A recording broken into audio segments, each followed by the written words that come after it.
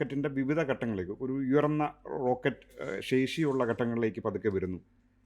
പിന്നീട് ഇന്ന് നമ്മൾ കാണുന്ന ISROയുടെ സ്വന്തം പടക്കുതിരകൾ ഉണ്ടായി വരുന്നു, PSLV പോലുള്ളവ വരുന്നു. ഇന്നാവട്ടെ അത് വൈവിധ്യങ്ങളാണ് ഇപ്പോൾ നിലവിൽ. അപ്പോൾ ഈ റോക്കറ്റുകളെ തമ്മിൽ എങ്ങനെയാണ് നമുക്കൊന്ന് വേർതിരിച്ച് കാണാൻ പറ്റുന്നത്? കാരണം പെട്ടെന്ന് നോക്കുമ്പോൾ SSLV എന്ന് നമ്മൾ കേൾക്കും, PSLV ഉണ്ടാകും, അല്ലെങ്കിൽ GSLV ഉണ്ടാകും, അല്ലെങ്കിൽ LVM ബാഹുബലി എന്നൊക്കെ പേരുള്ള ഒരു ലോഞ്ച് വെഹിക്കിൾ വരുന്നു. അപ്പോൾ ഇവരൊക്കെ തമ്മിൽ എന്താണ് വ്യത്യാസം, ഈ നമ്മുടെ ഈ ലോഞ്ച് വെഹിക്കിൾസ് ഒക്കെ തമ്മിൽ? സാർ, ഇതിൻ്റെ ഉത്തരം എന്ന് പറഞ്ഞാൽ നമ്മൾ കാർ ഉപയോഗിക്കുന്നുണ്ട്, ലോറി ഉപയോഗിക്കുന്നുണ്ട്, സൈക്കിൾ ഉപയോഗിക്കുന്നുണ്ട്, ബൈക്ക് ഉപയോഗിക്കുന്നുണ്ട്. അപ്പോൾ ഇതിനകത്തുള്ള പ്രധാന വ്യത്യാസം എന്ന് പറഞ്ഞാൽ ഇതെല്ലാം വാഹനങ്ങളാണ്. പക്ഷേ നമുക്കിപ്പോൾ ഒരു 4 പേർക്ക് ട്രാവൽ ചെയ്താൽ മതിയെങ്കിൽ നമുക്കൊരു കാർ മതി. പക്ഷേ ഒരു 60 പേർക്ക് ഒരു സ്ഥലത്ത് പോകണമെങ്കിൽ നമുക്കൊരു ബസ് വേണം. അപ്പോൾ ഇതിനകത്ത് ക്യാരിയിങ് കപ്പാസിറ്റിയാണ് ഇതിനകത്തുള്ള ഒരു പ്രധാന ഘടകം. അപ്പോൾ നമുക്ക് PSLVക്ക് വഹിച്ചുകൊണ്ട് പോകാവുന്ന പേലോഡിനൊരു ലിമിറ്റുണ്ട്.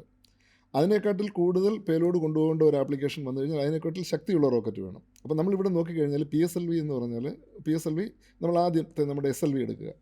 SLVയിൽ 40 കിലോഗ്രാം പേലോഡാണ് കൊണ്ടുപോകാൻ പറ്റുന്നത്. അതിൽ നമ്മൾ PSLVയിലോട്ട് വന്നു, ASLVയിലേക്ക് വന്നു, PSLVയിലേക്ക് വന്നു, GSLVയിലേക്ക് വന്നു, GSLV മാർത്തിലേക്ക് വന്നു. അപ്പോൾ ഇതിനകത്തെല്ലാം നമ്മൾ നോക്കിക്കഴിഞ്ഞാൽ ഇതിൻ്റെ പേലോഡ് ക്യാരിയിങ് കപ്പാസിറ്റിയാണ് കൂടുന്നത്. ഇപ്പം നമ്മൾ സാധനം ചെയ്യുന്ന പറഞ്ഞാൽ ഒരു 40 കിലോമീറ്റർ ഹൈറ്റിലുള്ള ഒരു ഓർബിറ്റ് എടുക്കും. ഈ ഓർബിറ്റിലേക്ക് നമുക്ക് എത്ര പേലോഡിനെ കൊണ്ടെത്തിക്കാൻ ഈ റോക്കറ്റിന് കഴിയുമെന്ന് നമ്മൾ നോക്കും. അപ്പോൾ SLVക്കകത്തത് 40 കിലോയേ ഉള്ളൂ. GSLV മാർത്തി വന്നപ്പോഴത്തേക്ക് അത് 10 ടണ്ണായി. പേലോഡ് കപ്പാസിറ്റിയാണ് ഇതിനകത്തെ പ്രധാന കാര്യം. അതിനെ നമ്മൾ കാണേണ്ടത്, നമ്മൾ ഭൂമിയിൽ നിന്ന് എന്തെങ്കിലും ഒരു പേലോഡിനെ നമ്മളൊരു ഓർബിറ്റ് കൊണ്ടുപോകണമെന്നുണ്ടെങ്കിൽ നമ്മളൊരു പർട്ടിക്കുലർ എമൗണ്ട് ഓഫ് എനർജി ഇതിനകത്ത് ആഡ് ചെയ്യണം. ഈ എനർജി കൊടുക്കേണ്ടത് റോക്കറ്റിൻ്റെ പ്രൊപ്പൽഷൻ സിസ്റ്റമാണ്. അത്ര എനർജി കൊടുക്കാനുള്ള ശേഷി ഈ പ്രൊപ്പൽഷൻ സിസ്റ്റത്തിന് ഉണ്ടാകണം. ഈ ശേഷിക്കനുസരിച്ചാണ് നമ്മൾ റോക്കറ്റുകളെ തരംതിരിക്കുന്നത്. അപ്പോൾ നമ്മൾ തുടക്കത്തിൽ എന്ത് തരം ഇന്ധനമായിരുന്നു തുടക്കത്തിലൊക്കെ ഉപയോഗിച്ചുകൊണ്ടിരുന്നത്? ഈ ഖര ഇന്ധനം എന്ന് പറയുന്ന സോളിഡ് ഫ്യൂവൽസ് ആയിരുന്നു ഉപയോഗിച്ചുകൊണ്ടിരുന്നത്? സാർ, അത് ആദ്യം നമ്മൾ സോളിഡ് ഫ്യൂവൽസ് തന്നെയായിരുന്നു ഉപയോഗിച്ചുകൊണ്ടിരുന്നത്. അപ്പോൾ ഈ സോളിഡ് ഫ്യൂവൽ റോക്കറ്റ്സിൻ്റെ ഒരു ഗുണമെന്ന് പറഞ്ഞാൽ ഈ സോളിഡ് ഫ്യൂവൽസിന് കുറച്ച് റിലയബിലിറ്റി കൂടുതലാണ്.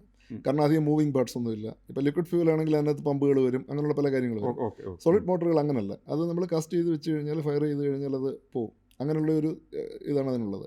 തന്നെയല്ല, അതിൻ്റെ ഈ ലോഞ്ച് പ്രിപ്പറേഷനൊക്കെ വളരെ എളുപ്പമാണ്. കുറച്ച് സമയം മതി. കാരണം നമ്മളൊരു മോട്ടർ കാസ്റ്റ് ചെയ്ത്, ഒരു എഞ്ചിൻ കാസ്റ്റ് ചെയ്ത് വെച്ച് കഴിഞ്ഞാൽ അതിനെ നമ്മൾ സ്റ്റാക്ക് ചെയ്ത് നമുക്ക് പെട്ടെന്ന് ഫ്ലൈ ചെയ്യിപ്പിക്കാം. അപ്പോൾ കുറച്ചുകൂടെ സിമ്പിളാണ് സോളിഡ് പ്രൊപ്പൽഷൻ സിസ്റ്റം. അപ്പോൾ ആദ്യമുള്ള SLVയും ASLV ഒക്കെ അങ്ങനെയുള്ള റോക്കറ്റ്സ് ആയിരുന്നു.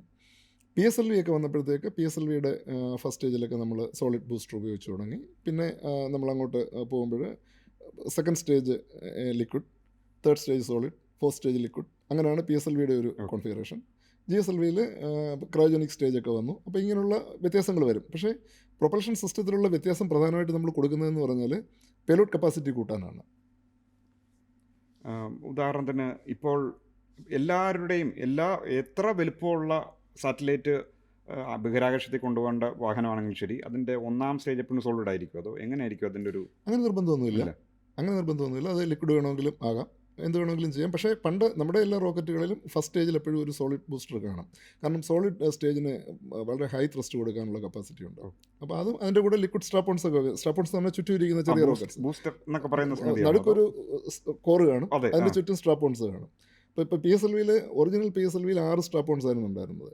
അതിനെ പിന്നെ നമ്മൾ 2 സ്ട്രാപ്പോൺ വെച്ചിട്ടും 4 സ്ട്രാപ്പോൺ വെച്ചിട്ടും സ്ട്രാപ്പോൺ ഇല്ലാതെയൊക്കെ പറത്താനുള്ള കോൺഫിഗറേഷൻസ് നമുക്കിപ്പോൾ ഉണ്ട്. എന്ന് പറഞ്ഞാൽ അത് പേലോഡ് അനുസരിച്ച്, പേലോഡ് വളരെ കുറച്ച് കൊണ്ടുപോയാൽ മതിയെങ്കിൽ നമ്മൾ സ്ട്രാപ്പോൺസ് ഒക്കെ റിമൂവ് ചെയ്തിട്ട് ഇതിൻ്റെ കോറലോൺ നമ്മൾ പറയും, അങ്ങനെയുള്ള ഒരു വെർഷനൊക്കെ നമുക്ക് പറത്താൻ പറ്റും.